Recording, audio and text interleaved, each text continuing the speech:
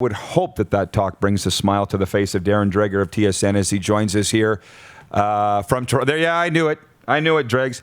How you doing today, my man? I'm doing great, Rod. You know, as you're reading that curling report and Brandon is sitting there, what came to mind is the number of curling reports that I did over the years in working in media in Western Canada. And I loved every second of it. Covered Briers, covered World Championships. But we used to have to do the Brandon men's Bonspiel. And we'd do it on site, right? I mean, we'd take our kit. I actually did play-by-play of the final of the Brandon men's Bonspiel. Who would believe it? On radio. On radio. It was a challenge, man. It was a challenge. But, yeah, there was a lovely old lady there. Her name was Vera. She used to handle the draw. So I'd take Vera, I'd stop at Tim Hortons, I'd grab a coffee, grab a couple of coffees, I'd take lovely Vera a coffee because she always had the results nicely handwritten for me. So all that I had to do was grab the phone, read a 45-second curling report brought to you by Simplot. And then I went on with my life. There just aren't enough Veras anymore handling that stuff. That's that's a fact. Listen, before we delve into the Canucks and COVID and Taylor Hall's future, Brandon, listen, let's bring in the Wheat Kings lore here. What do you got for Dregs from a Brandon perspective? Is the two voices of I know I'm sorry to lob you with grenade, but throw me right into the fire here. Hi, Dregs. How's it going? How are you, buddy? Have you been paying attention at all to what's going on in the hub? I mean, Brandon's got a 7-game winning streak going into tonight. Have you paid attention? Is the media talking about any of the junior hockey going on? Yeah, they definitely are. I mean, I'm aware of what's going on with the Brandon Wheat Kings because I pay attention. I wouldn't say nationally that we're fixated. I mean, as you guys know, to make the network platform, you've got to do something special. So I'm looking at Connor Bedard of the Regina Pats. What a young player he is going to be and is right now. So he's got my attention. But yeah, we're paying attention to it. And if for no other reason, because the Ontario Hockey League here, guys, is still waiting for approval from the Ford government to restart. It was supposed to happen last week. And it didn't happen. And now the province of Ontario is in a lockdown. Premier Ford is expected to address the media again in under an hour. And they might step it up from a lockdown to a stay-at-home order. That's how bad things are here in Ontario. So that does not bode well for the Ontario Hockey League getting back onto the ice. So, man, I feel for those kids. I feel for their families. I feel for the scouts. I feel for the NHL clubs with the draft locked in stone for July. Because of everything that goes into it, right? So it's bittersweet. I'm glad that things are going well in the Western League and the QMJHL, but I've got kids that live across the street from me here in Brooklyn, Ontario, that should be playing in the Ontario Hockey League right now. One of them, in fact, is a real good player in his NHL draft year, and he's not playing, and that's too bad. That's disappointing. Well, I'll tell you what, great question, Crozy, by the way. And, you know, on that, Dregs, you mentioned the scouts, some of your favorite people and mine, too. Brandon will attest. In the Brand Center, their smiles are so big behind their mask, you can see them, can't you? Because they've got hockey to watch and something to do. But what the talk is becoming now out here is the NHL draft is going to happen, as you well know, and these OHL kids aren't playing. That's a major conundrum in the hockey world for development identification. Are you hearing anything there? Like, is it just not sucks to be you is a tough way to put it, but it's ugly. It's ugly. And you know, Rod, I do appreciate the provincial government, with all due respect to the Ontario Hockey League, maybe has bigger fish to fry, right? And from a health perspective across the province, I can appreciate that. I think that given all of the parameters and the protocols that the Ontario Hockey League was willing to put into place, they could have done it safely and probably should have been going by now. Now the optics of approving such a thing don't seem to fit, given what I said earlier about what I expect from the Premier's office. So the responsibility now falls at the feet of the National Hockey League. And what I believe is going to happen is that the NHL, in conjunction with the CHL, so the three major junior leagues, are going to create some form of prospects event weekend. And I anticipate that it could happen early July, certainly before the draft. And you'd have a combination of things. You'd have a shortened version of the draft combine, which normally is in Buffalo. Maybe you have that wherever this location is. They haven't figured that out yet. They're still in the early stages of having this conversation. And then maybe you have like a 3-team round robin so that the scouts can at least see these top prospects in a playing environment head to head. Still in the early discussion stage between the NHL and all the parties involved, and that'll include the health authorities in the provinces if it's held here in Canada. But I'm hopeful, at the very least, that the powers that be, the decision makers of hockey, will come together and at least provide that venue for the NHL clubs and, more importantly, for these young players. Well, that is fantastic info. I'm glad I asked. Thank you. I hadn't heard that before. Troy in Toronto is watching from Sober Athletic, where he says, I love Dregs on TSN, and when he joins the various shows on TSN 1050, always great inside scoops and insight. Solid guy. Just passing that along, Darren. And through the weekend with the Vancouver situation, I didn't envy you because I was one of millions of people following your lead on the Canucks situation, and you kind of got dragged into this COVID restriction stuff, and I hate it, where news intersects with sports, right? And you were being accused of sensationalizing, I bet, or making it, which I knew that you wouldn't do. How tough is it to report on that? Yeah, it's difficult, but you know what, Rod? Of course, I'm not going to suggest it's the same as any other breaking story where, in this case, you just can't divulge your sources. The only thing I would say is, look, I've been doing this a long time.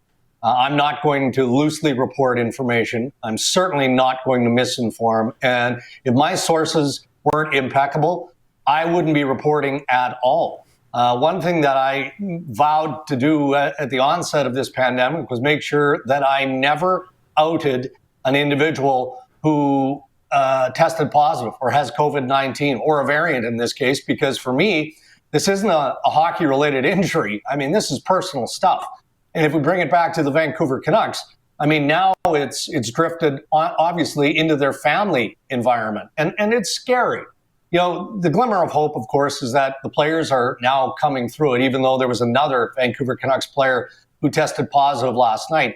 So that brings it to 21, what bothers me, to be frank on this, I don't understand from an NHL standpoint why it matters whether you're on the main roster or you're on the taxi squad. Like, the NHL puts out its COVID list, and that only identifies the players who are on the main roster. So that's where I got a little rankled, because I'm being accused of inflating the numbers. I'm not inflating the numbers.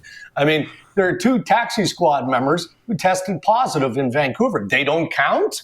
They don't count because they're not on the main roster? I mean, the whole process has been annoying. I won't let it go any deeper than that because I'm not going to engage. I have respect for everyone's personal individual views. If you don't believe that COVID-19 is serious, that's up to you. I wish you well, and I wish the best for your family. I know it's serious because I know people who have had it. I know people who have struggled. My wife works in an environment where people who have died of COVID-19 come through. It's real. So I'm not going to engage with the social media stuff, Rod. I got enough on my plate. I don't need to worry about that. So, Dregs, speaking of being an insider and doing that scoop with Vancouver, I think some of the people, and I've asked you this on the Wheat Kings podcast before, take us behind the curtain a little bit, especially with trade deadline day. Is it just as simple as Darren Dreger picking up his phone and calling, a GM and saying, what do you got today? What are you having for lunch, and who do you got on the trade block? Like, is it that simple, or take us a little bit without revealing too much on how it all works? Yeah, no, it's never that simple. If I really thought hard about it, Brandon, I could maybe count on one hand in 20 plus years how many times it's been that simple. Now, on occasion, I've had a general manager just flat out text me or call me and say, hey, by the way, we just acquired so-and-so, and here's what we gave up. It's almost never that easy. And in fact, you get to a point, and I've jokingly said this almost every year since I started network TV in 1998 and started covering the trade deadline. The 1 month leading up to the deadline, and this year is different because of COVID, but the 1 month leading up to the trade deadline, I spend the next 11 months trying to repair the damage from, because, I mean, you're carpet bombing everybody, right? Like, and there are some general managers that don't want to be pestered as much. Well, that's fine. I appreciate that, but I've got a job to do. And it's not just the GMs. I mean, we've got sources throughout organizations. The agents obviously are involved. And sometimes it can be just simple stuff. like teammates, right? Like players not as much, but back in the day, prior to social media, you'd be surprised how many players who would reach out and say, hey, heads up, but I think so-and-so just got traded. And then that, obviously tips you to get on it. And that's kind of how we work. But what's different now in the last number of years is, especially at TSN, I can't speak for how, Elliot and Chris Johnson and those guys go about their business on the other side. But Bob McKenzie, myself, Frank Saravalli, and Pierre LeBrun, we work very, very closely. We don't care who breaks the story as long as we collectively break the story. So you share your sources in that sense, right? And, we've got a small group chat. You quickly send a text out, hey, fellas, here's what I'm hearing. Let's get after it. And then we divide and we conquer that way. So there are a number of different ways, but it's never as easy as you're suggesting. No, and I think, too, by the way, people think that you just willy-nilly throw things out. Not you, but insiders. I do it a bit. Naylor, right? Farhand on the CFL thing. But with Eddie Lack and John Scott, they've kind of dabbled in being insiders and just had their lights punched out, right? Like it's not like that, guys. You can't just throw stuff against the wall. We understand that, but I don't think most people in sports understand it. Lastly, Dregs, on Taylor Hall, I guess as we sit here today, he's still not moved. How do you think this is going to play out? What's your prediction? He's going to get traded. They're sitting him out with a purpose. It's literally hour by hour, Rod, to be honest. I hate the word imminent in our business because, man, you spoke of those two individuals being wrong. You can be so wrong when you use the word imminent in application to a trade. He's going to be traded. Could it be as early as later tonight? Yeah, it could be. You could say the same with Kyle Palmieri. Could it drift into tomorrow? Absolutely. By the weekend, I'd be more surprised if Hall isn't traded before the weekend. But you never know how things go, right? Kevin Adams has got, his list of teams that are most interested and have made the most compelling offers, I believe, down to 2. But what if a team calls out of the blue that he wasn't expecting and makes a bigger offer? Or the team that he was about to go to and say, yeah, I think we can work with this. Well, then the other team comes in and says, look, we're getting nervous here. What's it going to take to sweeten it?